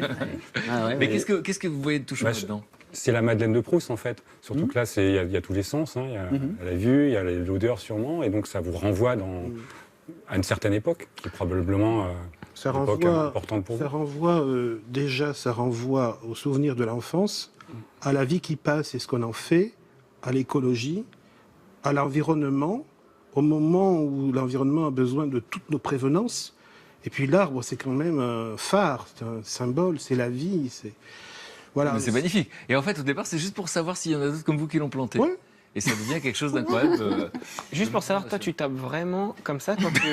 Parce que la machine à écrire, en fait, ne permet Il pas. est ironique en parce fait. qu'il sait que je tape pas souvent en vérité. Donc, il sait même pas comment ça se passe. En fait, il n'y a rien dessous en Tu peux fait. C'est utiliser vrai que ça tous les marche. doigts, tu verras, quoi. Non, mais là où c'est très beau et plus sérieusement, c'est surtout quand on sait aussi le bienfait que nous font les arbres. Ils sont aussi apaisants que de tricoter aujourd'hui. On le sait, ça fait beaucoup de bien d'avoir des arbres autour de nous. On sait par exemple, d'après une étude très sérieuse à Chicago, que si on plante des arbres, eh bien, dans des quartiers difficiles, les tensions entre les couples vont être apaisées, les enfants vont être plus calmes, les violences... Enfin, voilà. C'est la nature en général qui... Aux arbres ça, hein. citoyens. fait un apaisement. Et je cite souvent Christophe André qui a fait votre préface. Il m'avait envoyé il y a quelques années un article qu'il avait écrit justement pour raconter ça. Dans les hôpitaux, les gens guérissent plus vite quand ils ont vu sur la verdure. Donc on n'a pas d'explication aujourd'hui finalement. Si, c'est que notre être et donc notre cerveau est issu de la nature et donc le fait d'être en communion, on peut dire, ou en tout cas en proximité, ne fait que c'est le bien-être qui en découle. Voilà. On Donc se c'est sent dans notre élément, alors qu'une ville très urbaine est très, en plus, intoxiquée par plein de choses. On sait que c'est un facteur de risque pour beaucoup de maladies mentales. Donc la verdure, la nature. Le jardin. Pour certains, ça peut être la mer, pour Le jardin. un autre élément apaisant. Donc la nature. La nature. Et ce qui est marrant dans ce que vous dites, c'est que j'ai appris, qui était très étonnant, c'est Mais il que... n'était pas au courant qu'il avait dit un truc marrant. Hein. Non, pardon. Non. Donc, Je le note. et d'autant plus marrant, c'est que si dans un hôpital on a vu sur des arbres, ok, très bien, et que même si on a un poster, si on a une photo d'arbre, en fait c'est pas vraiment l'arbre lui-même, mais de fait de voir. Alors explication du psy là aussi. Et oui, c'est que notre cerveau est aussi une machine à imaginer. Donc vous avez un support qui aide à imaginer avec une image. Dans une moindre mesure, je pense quand même. Oui. C'est moins efficace, mais autant on peut avoir une peur bleue d'une image, dans le sens là, Oui. Négatif. aggravant, autant une image positive. Hein. De toute façon, le cinéma sert à ça, les livres servent à ça, c'est nourrir l'imaginaire, même si c'est un peu virtuel au départ. Donc on peut se soigner et soigner les tourments par ça, par ce genre de Bien choses. sûr, bien sûr. Et d'habitude, c'est sa propre imagination qu'on utilise. Hein. On invente des choses, on se représente des choses. Alors avec un support, c'est encore mieux. Maintenant, il y a les 3D, hein, les images virtuelles qui sont aussi un outil supplémentaire. Donc c'est pour ça que c'est important de savoir ce qu'on met dedans. En tout cas, les arbres qui relient les hommes, je trouve ça super. Et tellement il est fou, ce type, Alors- que il a, à l'intérieur, vous expliquez comment il fallait planter votre truc, tout ça. Et il est même allé jusqu'à retrouver le gamin qui était sur la photo du Pif Gadget à l'intérieur du truc. retrouvé Et il l'a retrouvé. Oui, oui. Il l'a retrouvé aujourd'hui. C'est un copain à Alors, vous, oui, oui, c'est encore. Alors, c'est très curieux parce que c'est son épouse qui m'a envoyé un mail me disant votre idée est très séduisante et je connais bien le sapin de Pif Gadget et pour cause. Le petit garçon tout blond qui est sur la photo, c'est mon mari. C'est incroyable cette phrase. Oui, alors j'ai pris contact avec elle évidemment et il est chauffeur de taxi à Paris. Et il a planté vraiment pas que Ah pour oui, la oui, photo. oui. Alors c'était une journaliste de Pif Gadget qui s'appelait Annette Schreiber. Qui... Ah, oui, C'était un mercredi matin. Ouais. Un 10h10. obsessionnel compulsif. À 11h33. Et alors, elle lui dit, tu devrais, le petit bonhomme, il lui dit, tu devrais planter ça dans ton jardin, on va faire quelques photos. Et elle a retrouvé l'arbre qui a bien grandi, fait un tronc comme ça. Ah ouais. C'est formidable. Oui. Bah franchement, bravo, on vous Ouais. félicite. Les arbres Je relient suis les ravi hommes. que vous soyez venu parler d'une souffrance et qu'on apprenne des choses sur vous, parce qu'évidemment, on n'est pas une étiquette, on n'est pas une seule chose dans l'existence, et donc vous êtes l'auteur de cette initiative que je trouve, Bah, je pense que- on la trouve tous formidable. Hein. Quand on a un parcours difficile, il faut développer à côté, il faut ouvrir une boîte à outils et on va dire se créer non pas des artifices, j'aime pas ce mot-là, mais des façons d'exister. Ça a été une façon d'exister, Super façon. les sapins de Pif Gadget. Et encore une fois, j'ai rendu heureux plein de... Fallait voir, les journalistes qui m'appelaient, ils étaient ravis, quoi. Mais c'est formidable, mais ça nous dépollue, ça nous décrase de l'actualité. Et il y a une, même, je sais pas si je vous en ai parlé, Luc, j'ai dit, mais il manque plus que la presse japonaise. Et la presse japonaise... Mais bien, ils sont là. Non, ils sont là. Et Pif le chien, on l'a retrouvé ou pas? Alors, Pif, c'est pas trop. Bon, merci beaucoup, on vous félicite, et effectivement, on va vous décrasser de l'actualité avec Anaïs. Donc effectivement, dans l'actualité, on parle des quartiers difficiles, on parle des événements, on parle de la souffrance, de la détresse. Et toi, tu as choisi de t'intéresser à un quartier dont on parle dans l'actualité. Il s'agit du quartier nord de Marseille, mais avec un regard différent. Ouais. Donc je suis allée effectivement dans les quartiers nord de Marseille et plus précisément à Fontvert. Fontvert, c'est une cité qui est marquée par la précarité, par le chômage. Donc le quotidien des habitants, qui sont pour la plupart des familles, il est difficile, il est compliqué. Et pour permettre à ces gens de vivre mieux, la Maison des Familles, qui est en fait le centre social du quartier, a eu l'idée de créer des jardins partagés. Donc les jardins partagés, ce sont des lieux où on peut cultiver des fruits, des légumes. Et ces jardins, ils ont été construits dans des espaces, donc au pied des immeubles, qui étaient devenus, au fil du temps, des décharges sauvages. Donc ces jardins, ils ont été inaugurés il y a 2 ans. Et le résultat, moi, je le trouve mais vraiment enthousiasmant. Parce que ça a changé en grande partie la vie de ses habitants. Et vous allez voir pourquoi. Quel lancement magnifique!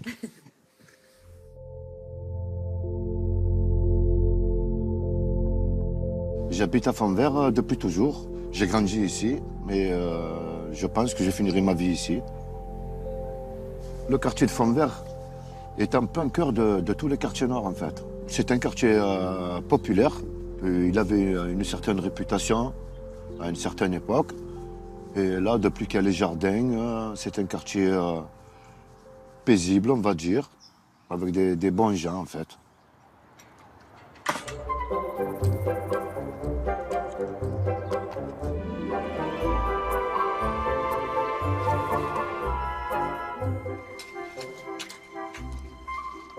Le projet des jardins partagés, en fait, ça a pris une dizaine d'années. Et là, ça fait 2 ans que ça s'est mis en marche. Et ça, regarde, la courge. Celle-là, tu la laisses partir, hein? Ouais. Mais ça va pas après abîmer le reste? Non, tu vas voir, tu la fais courir comme ça. Ouais. Ouais, tout autour. Il y a 40 parcelles et chaque famille à 36 mètres carrés et elle cultive toute l'année selon les saisons. Des pommes de terre, moi je verrais bien des pommes de terre là. Un petit champ de patates. Ce serait bien. Et voilà, dans 3 mois, tu as ce qu'il faut. Et ben voilà, tu vois quand tu as un ver de terre comme ça, c'est que ta terre elle est bonne gros. Regarde. Depuis qu'il y a les parcelles, ça a vraiment changé. Je ne vais pas dire la face du monde, hein, mais ça a vraiment resserré les liens des gens. Maintenant, beaucoup de gens descendent, qu'ils ne descendaient plus. Et ça, c'est quoi comme légumes? Moi, c'est le courge rouge. Même dans le couscous, moi, je les mets. Ah voilà, ouais. Je les coupe en morceaux et je les rajoute avec les courgettes et... courgettes et des carottes et des voilà. aubergines aussi. Mais moi, je vais m'y mettre à la cuisine. Voilà. Je vais goûter ça. Ça a l'air bon. Hein. On est voisins, mais on ne se connaissait même pas. Alors avec les jardins, ça nous apportait beaucoup de joie, de gaieté. J'avais vraiment jamais cultivé ou essayé de produire quelque chose. Et au jour d'aujourd'hui, quand je le fais, franchement, ça m'apporte beaucoup, quoi. Comment ça? Des bons morceaux de copeaux à l'intérieur, du fumier. Non, elle est magnifique. Hein. Alors, vraiment ça. Ouais, c'est de la bombe. Hein. Voilà ça. Cochon. Elle est bonne, hein? Et le projet, c'est de faire que du bio, en fait. Et ça a bien marché. Maintenant, tout le monde mange que du bio.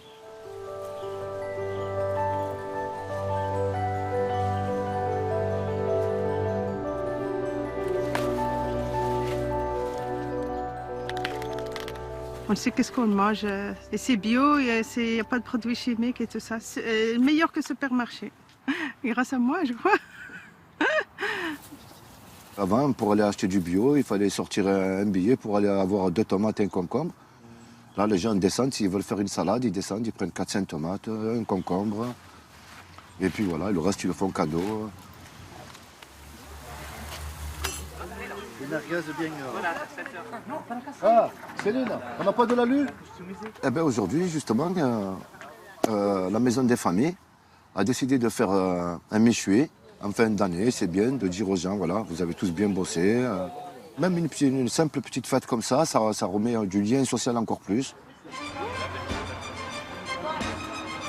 Mais où c'est que je le branche? Dans une prise. Heureusement, mais où sont les prises? Ah, il y en a là-bas, là-bas. Magnifique. Yes. Ça saute tes doigts, toi. Hein? Je n'ai pas besoin. Ouais, tu n'as pas besoin, ouais.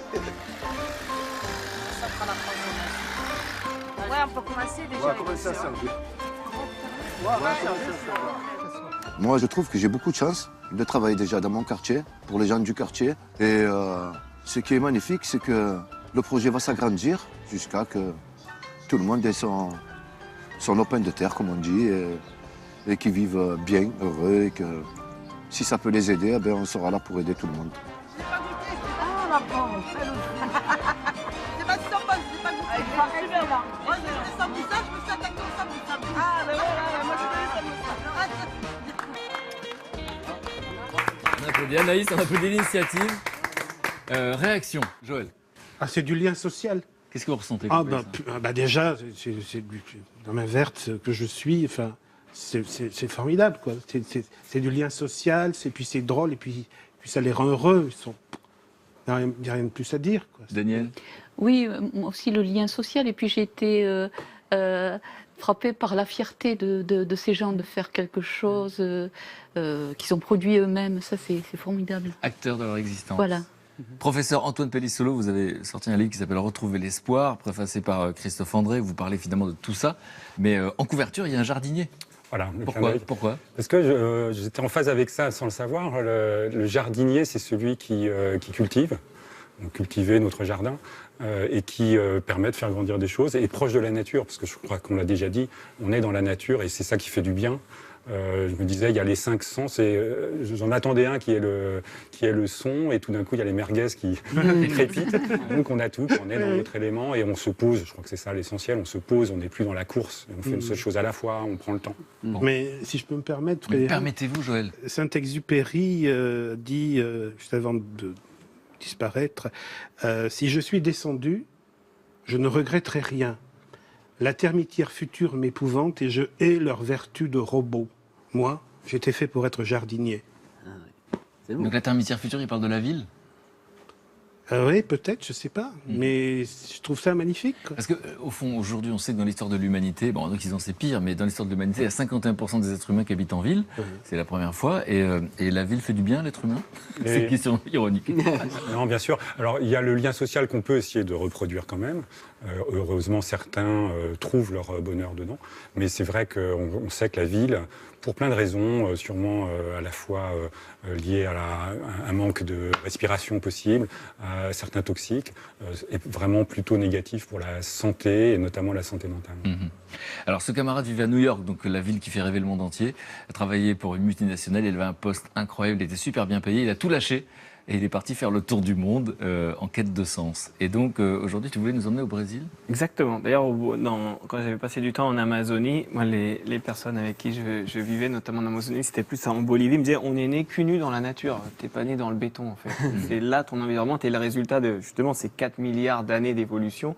Et que du coup, ce lien avec la nature, c'était ça qui était pour eux le lien central. C'est le message, en tout cas, qu'ils voulaient me Dans l'histoire de l'humanité, ça fait pas longtemps qu'on est en ville. Ça fait pas longtemps. Et du coup, voilà. Et qu'il y avait toujours ce lien avec la nature qu'on a complètement perdu, puisque maintenant, on a atomisé les individus. Et puis, il n'y a plus ce lien avec la nature qu'on avait quand même, ce lien avec la campagne. Alors, donc moi, je vous propose d'aller à Rio. Et donc, Rio, donc le Brésil en général, c'est un des pays où il y a les plus grands écarts de richesse. Et donc, Rio, en gros, soit vous êtes né du bon côté du périph', soit du mauvais, et en fonction de ça, votre vie va pas mal changer. Et donc, le bon, c'est lequel sur cette photo? A priori, on va voir, avec l'histoire, ça change. Mais a priori, c'était celui-là. Mais sinon, voilà, c'est les favelas. On peut voir un peu même l'état donc, de Vitigal. Donc, les bidonvilles. Hein. Les bidonvilles de Vitigal, donc il y a à peu près... là, on va aller en 2002, c'était presque dans cet état-là. Voilà, donc on voit cette décharge-là, donc c'est des décharges à ciel ouvert. Et un jour, nous avons Mauro Ventimiglia, qui est ici, on le voit un petit peu en plus grand, qui décide, en fait, lui c'est un artiste, c'est un percussionniste, il aime le beau, le bon, le vrai, et il est face à toute cette décharge. Il ne sait pas quoi faire, il va voir la mairie à plusieurs reprises, et la mairie lui dit non, c'est pas nos affaires, on peut rien faire. Donc il en peut plus, il va chercher son copain Paulo César, et il lui dit, est-ce que toi qui es éboueur et qui as un camion, tu voudrais pas m'aider? On commence un tout petit peu à faire moi quelque chose. Donc les voilà qui commencent à prendre le temps de rassembler certains déchets, de les amener dans des vraies décharges. Et les habitants du quartier regardent ce qui se passe. Et souvent, ce qui se passe, et moi aussi j'ai constaté ça, c'est quand on fait quelque chose au service de la communauté de manière désintéressée, eh ben, les êtres humains aussi viennent aider spontanément. C'est contagieux, quoi. Et c'est contagieux, exactement. Et derrière, ils les aident et ils commencent à sensibiliser tout le monde, à créer d'autres endroits pour mettre les déchets. Et au fur et à mesure, la communauté se réorganise et ils commencent à créer un mini potager. La mairie de Rio, le jardin botanique de Rio leur donne des semences, donc ils commencent à réaménager au fur et à mesure le lieu. Ça fait des émules forcément. À un moment, ils se disent bon, on va vraiment sensibiliser les gens. Et donc c'est je vous échange des papayes contre vos toilettes ou voilà, arrêtez de refoutre vos déchets. Ça prend. Jusqu'à un moment où Rio Plus 20, donc c'est Rio Plus 20, c'était le grand sommet sur le développement durable. La ville dit regardez, il y a cet endroit, il se passe quelque chose. Viennent des architectes, donc on a Enrique de Cristo, 33 ans, il avait le nom et l'âge qu'il fallait pour dire je vais vous donner un petit coup de main. Et donc lui c'est un architecte d'Harvard, il regarde cet endroit-là et il dit on peut encore faire mieux, on peut désenclaver, on va aller chercher des sous à l'extérieur, ils désenclavent encore un peu plus la favelas, ils aménagent tout le parc et regardez du coup avec son aide, donc ça c'était ce que c'était avant, donc là voilà les toilettes commencent à prendre une nouvelle fonction, oups là. Là, les pneus deviennent aussi des endroits pour planter. Donc, il faut un énorme jardin en permaculture. Voilà. Là, on voit, par exemple, les roues de bicyclette qui deviennent des balustrades. Donc, ils recyclent tout dans la décharge. C'est que ça devient beau, en plus. Donc, 16 tonnes de déchets qui se transforment. Et donc, tout disparaît. Donc, voilà. Donc, ça, c'est le Enrique. Et donc, on voit, voilà, maintenant, voilà ce que ça donne. Incroyable. Et ça pourrait s'arrêter là. Seulement, du coup, à d'autres endroits, donc à Rio, dans les favelas, tout le monde entend parler de ce parc.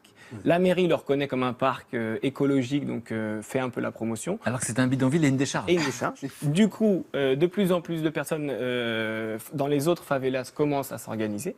Et derrière, maintenant, ils ont décidé d'aller encore plus loin et à cet endroit de construire un nouveau bâtiment où il peut y avoir de la technologie, des classes pour les enfants, justement de technologie, de musique, un centre de pépinière d'entreprise. Et donc, dans cet endroit, faire naître quelque chose d'extrêmement positif. Donc, c'est l'image souvent des bouddhistes qui disent que le lotus pousse sur les déchets, voire sur la bouse en fait, et que d'un endroit qui était justement complètement insalubre, ils en ont fait, ils ont recréé du lien social, ils ont dépollué cet endroit, et donc maintenant il y a des femmes qui vivent de la vente de fleurs. Il y a donc 700 kilos de fruits et légumes chaque année qui sortent de cet endroit-là, et ils inspirent même d'autres endroits en Afrique du Sud où ils ont décidé de continuer à faire ça. Donc voilà l'entrée du parc. Et maintenant, donc voilà, on a les familles qui viennent, donc il y a de la musique, c'est comme exactement ce qu'on a vu dans le reportage en fait. On se rend compte que tous les êtres humains, une fois qu'ils sont connectés à leur communauté, dans le vrai sens du mot communauté, pas le côté hippie qu'on entend souvent, mais le sens appartenir à un groupe d'individus sur un territoire, et ils s'organisent, et bien voilà, il y a de la fête, il y a de la convivialité, il y a ce qu'on appelle le buen vivir là-bas. Et donc, on traduirait par bien vivre. Le bien vivre en fait, que c'est vraiment ça aujourd'hui. On sait que c'est pas plus on a, plus on est heureux, mais c'est vraiment le fait d'avoir justement un environnement sain, de vivre avec des gens qui en partagent des valeurs, de pouvoir échanger. Et donc voilà, c'est une traînée de poudre. Et donc voilà, c'est cette idée-là. C'est pas une personne qui a changé le monde, mais c'est l'élan d'une personne qui fait ce premier pas, qui en entraîne dans son sillon en fait beaucoup. C'est l'effet colibri. Quoi. Exactement, c'est cette image du colibri. On met la petite goutte sur le feu, il va pas éteindre le feu, mais dans cette démarche en fait, il en entraîne d'autres. Lui, il trouve de la cohérence à faire ce qu'il fait. Et après voilà, il y a c'est inspirant. Merci Marc. Réaction. C'est merveilleux.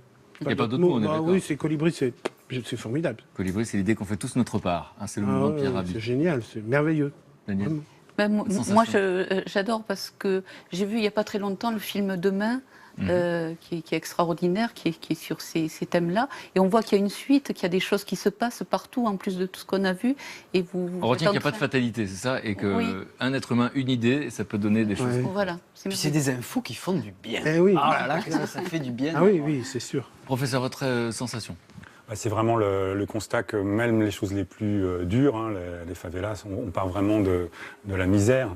Et on peut construire sur ce terrain-là. Je pense qu'on peut être très positif et optimiste. Voilà, vous avez senti la transition? Ça donne l'espoir. C'est le titre de votre livre, Retrouver l'espoir, abécédaire de psychiatrie positive. Donc il s'adresse à qui ce livre? Vous voulez nous dire quoi? Alors il s'adresse à toutes les personnes qui se posent des questions sur les TOC, on en a parlé tout à l'heure, mais sur les troubles psychiques en général et sur la manière de les gérer de manière positive. C'est pas la méthode Coué, c'est pas le fait de nier la maladie, mais c'est mieux la comprendre pour pouvoir mieux y faire face. C'est un peu à la fois un mode d'emploi des troubles et un peu le mode d'emploi des psys, parce qu'on a toujours du mal, donc j'explique un petit peu qui aller voir et comment faire quand on a un Oui, et puis il y a une approche globale, cette idée que finalement tout le monde a une histoire et qu'en s'intéressant à cette histoire et à ces événements qui ont été dans cette histoire, on comprend mieux les choses. On essaie de chercher du sens, parce qu'on voit tout de suite qu'on met du sens dans ce qu'on fait, et même par rapport aux pathologies, c'est comme ça qu'on reprend un petit peu le dessus.